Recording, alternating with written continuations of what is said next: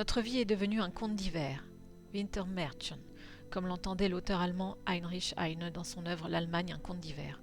Pour moi, le conte d'hiver symbolise l'échec de la réalisation des pensées ou le tarissement de l'intellect politique.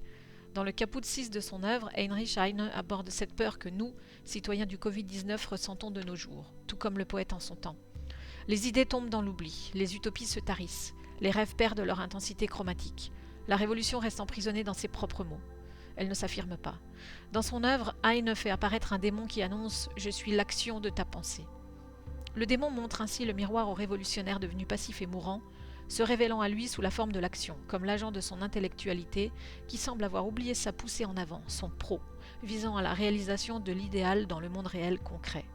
De cette façon, la pensée et l'action se dissocient, abandonnant leur unité. En effet, chez Heine, le démon entre en jeu comme une force extérieure qui pousse l'intellect mourant à l'action. De cette manière, un dualisme et une division se forment entre l'utopie et sa mise en œuvre dans le monde réel. Et cela favorise la dictature, le fatalisme, la passivité, la pensée réformiste superficielle et la vie Biedermeier apolitique. Dans ce sens, Promosaïque souhaite représenter une attitude active et dynamique envers la vie, les gens, la société et la politique. Le nom promosaïque est composé de deux mots positifs, d'une part la préposition affirmative pro, et d'autre part le symbole artistique de la diversité, la mosaïque, qui a été créée et cultivée de manière similaire dans de nombreuses cultures, religions et civilisations. Comme le suggère la définition de l'encyclopédie italienne Treccani, le préfixe verbal et nominal pro a des significations très différentes. Préfixe verbal et nominal de nombreux mots dérivés du latin ou formés à l'époque moderne avec des fonctions variées et des sens différents. Petit 1 dans les verbes, généralement dérivés du latin, et leurs dérivés, ils signifient dehors ou devant, proclamer, projeter, prononcer. Devant et en dessous, procumbere, prosterner.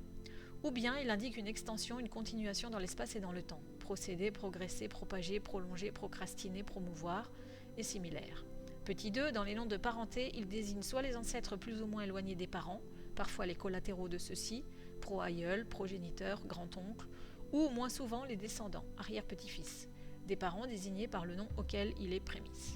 Petit 3, au sens de au lieu de, à la place de, il est surtout préfixé au substantif désignant une fonction, un office, une charge, pour indiquer la personne qui agit à la place d'une autre. Proconsul, proprêteur, etc. En latin, le mot pro avait à l'origine une fonction prépositionnelle et se disait proconsule, propraetore, prolegato, etc., qui devint ensuite proconsul, propraetor, prolegatus, etc. Le préfixe dans pronom a une signification similaire, latin pronomen. Petit 4. Suivant le modèle anglais, un certain nombre d'adjectifs ont également été formés en français, tels que pro-allemand, pro-britannique, pro-russe, etc., équivalent au plus courant philo-allemand, etc., dans lesquels le préfixe signifiant en faveur de, qui est du côté de, est utilisé avec une valeur qui n'a pas d'antécédent en latin, où seule la fonction prépositionnelle pro avait un tel signe, voire petit 1. Avec un sens similaire, on le retrouve également dans quelques rares autres termes techniques de formation plus récente, comme prodétonante, qui favorise la détonation, progestatif, qui exerce une action favorable à la gestation. Selon Promosaïque, il convient de mettre l'accent sur le sens socratique du mot émergent, exprimé par l'activité de la sage-femme en tant que force féminine de changement, résultat d'une quête en tant que personne appartenant à une culture, une société et une communauté de pensée politique, et le « en faveur de » symbolisant l'engagement en faveur de valeurs positives et ouvertes dans un sens prospectif. Le sens devant, en avant, n'est que le dernier moment de cette mise en œuvre démonique de l'idéal dans le monde réel, qui, tel qu'il se présente actuellement, ne nous plaît pas du tout. J'aimerais appeler cette dernière étape le renversement de l'utopie en réalité. Nous vivons heureux et dynamiques dans un monde qui ne nous satisfait pas tel qu'il est actuellement et que nous voudrions donc révolutionner et changer. Mais cela ne signifie pas que nous n'aimons pas la vie, car ce temps limité dans ce monde que nous n'aimons pas est tout ce qu'il nous reste. C'est pourquoi le moment est venu de retourner avec force nos idéaux dans le monde réel, afin d'éliminer l'odeur de décharge et de le rendre le monde plus humain. Pour cette raison, promosaïque est aussi la désignation d'une contradiction, d'une négation radicale et nette des conditions de ce monde caractérisées par le militarisme, l'hostilité, la laideur, l'injustice radicale, l'inégalité socialement et politiquement fondée et justifiée, profonde et anti-empathique, caractérisée par le racisme, la discrimination, la misogynie, l'antisémitisme, la glorification de la violence et l'islamophobie. En outre, nous adorons la gastronomie et sa diversité, le monde de l'art et sa polyvalence, la beauté particulière et en même temps universelle de toutes les cultures et civilisations. Nous aimons l'unicité et l'universalité et les symboles qui les sous-tendent. Nous aimerions bien manger et donc éviter toute soupe nazie, comme l'appelait Thomas Bernhard, dont l'assiette pleine de nazis manquait de nouilles, ce qui me manque aujourd'hui autant qu'à l'auteur après l'Anschluss de l'Autriche au Troisième Reich. La soupe nazie de couleur brune n'est pas pour nous, et nous le disons ouvertement. Nous ne l'aimons pas et elle n'a pas l'air bien appétissante non plus. Ce que nous aimons plutôt, c'est un monde coloré de mosaïques, dans lequel chaque petite pierre conserve sa propre couleur, sans être assimilée chromatiquement. Entre chaque pierre et celle d'à côté, il y a une fine ligne de démarcation, une bande qui marque la limite entre les deux pierres. La couleur de cette ligne est dans la plupart des cas blanche. La couleur blanche représente la pureté, l'idéal, la lumière et la vérité. Mais cette ligne représente aussi la distance entre les pierres. Et c'est tout à fait normal, parce que chacun a son propre monde, sa propre couleur et entre en contact avec les autres à travers ce monde. Chacun franchit cette ligne blanche en passant par un pont construit par lui-même. C'est ainsi qu'il apprend à connaître le monde de l'autre, le monde de la pierre adjacente. Il se rapproche de l'autre, certes, mais en même temps, il entre en contact avec un monde qui n'est pas le sien et qui n'a pas à l'être non plus. Le jeu n'est lui-même que dans sa relation avec le tu. En effet, comme le suggère le philosophe Martin Buber, l'être humain devient jeu en se rapportant au tu. Mais le jeu ne change pas et le tu non plus. La même chose se produit dans la relation du jeu avec le tu absolument autre, c'est-à-dire avec Dieu au sens d'Emmanuel Lévinas. Le jeu grandit dans sa relation avec le tu. Le tu peut être un tu humain ou un tu transcendant. Mais le jeu ne se confond jamais avec le tu. Il ne se laisse pas incorporer ou même déformer par le tu. En fait, le jeu conserve sa propre identité. Le résultat de tout cela est un monde de diversité. Et cette diversité est le succès que nous avons obtenu grâce à la communication et au contact entre les êtres humains. Le contact et la diversité, la proximité et la distance, la perception esthétique, sociale et politique, et la reconnaissance de la diversité à tous les niveaux sont ce qui me définit personnellement en tant qu'être humain, en tant que femme et en tant que musulmane, en affirmant ma diversité à tous les niveaux. Seuls ceux qui perçoivent, reconnaissent, tolèrent et expérimentent la diversité sont capables de construire une vie et une action significative dans leur environnement socio-culturel et politique. Ceux qui se considèrent comme des individus et se rapportent au tu, qui communiquent, établissent des relations, font preuve d'empathie et n'évitent pas le conflit, génèrent une dimension sémantique, créent l'innovation et façonnent la révolution dans un sens esthétique, social et politique. À ce point, je voudrais parler davantage d'un art de la révolution que d'art et de révolution au sens de Trotsky. Cela n'enlève rien au fait que je souhaite absolument m'en tenir à la définition de l'art donnée par Trotsky, à savoir l'expression du désir de l'être humain de vivre une vie harmonieuse et épanouie. Et cette harmonie a été complètement perdue en raison de l'état actuel du monde contemporain dans lequel nous vivons et dont les masques sont tombés à cause du coronavirus.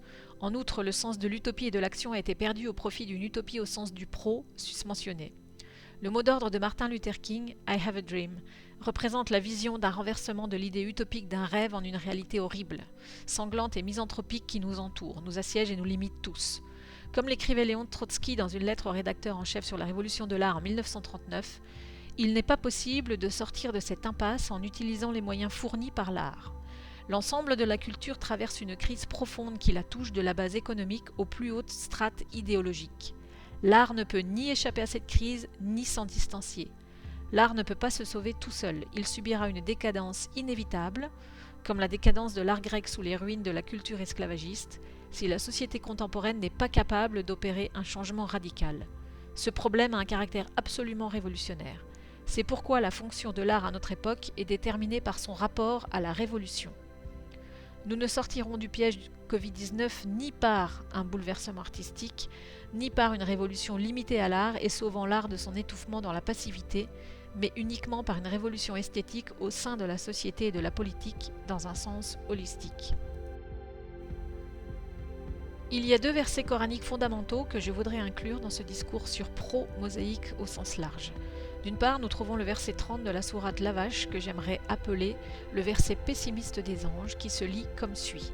Et lorsque ton Seigneur a dit aux anges « Je vais désigner un calife sur la terre », les anges ont répondu « Veux-tu vraiment établir un calife qui ne fera que ravager la terre en y versant du sang, alors que c'est nous qui te louons et chantons ta sainteté ?»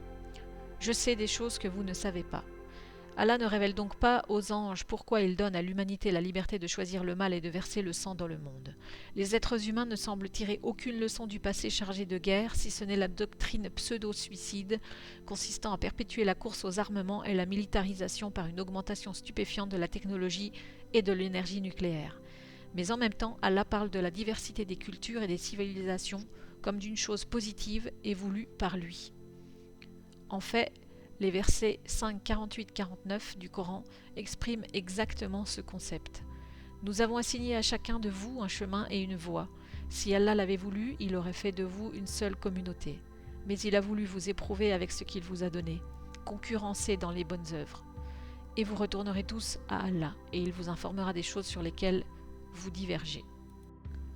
Les êtres humains ont donc pour tâche de pratiquer la tolérance dans cette mosaïque qu'est le monde, qui ne doit pas se transformer en une soupe brune nazie. La diversité est donc l'état normal de l'existence humaine.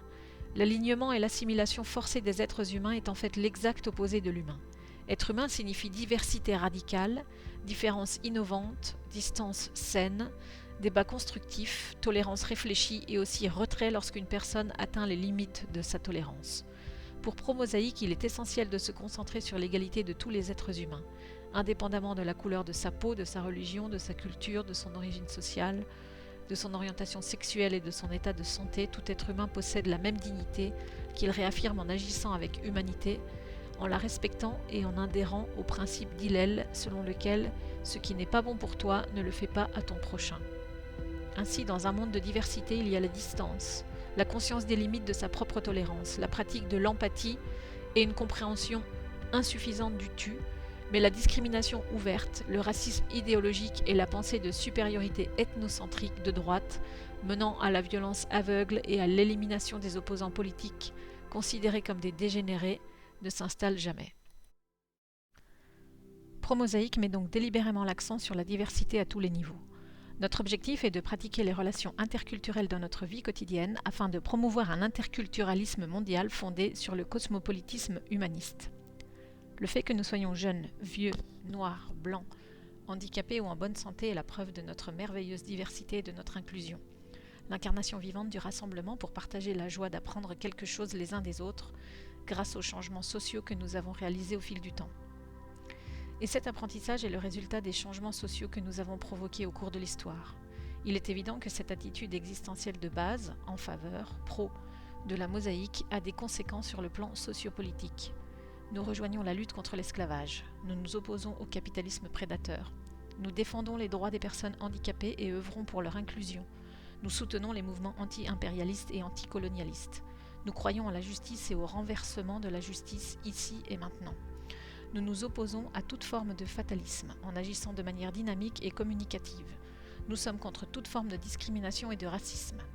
Nous défendons les droits des femmes. Nous sommes convaincus qu'il n'y a pas de réfugiés, seulement des êtres humains. Nous pensons que les enfants sont notre avenir et qu'un modèle éducatif innovant et interculturel est donc une nécessité absolue pour promouvoir une société de paix, de respect de la diversité et d'égalité des chances par le biais de réalisations pratiques et révolutionnaires et de l'esthétique. Je voudrais maintenant passer aux brèves sections sur les différents principes de notre manifeste.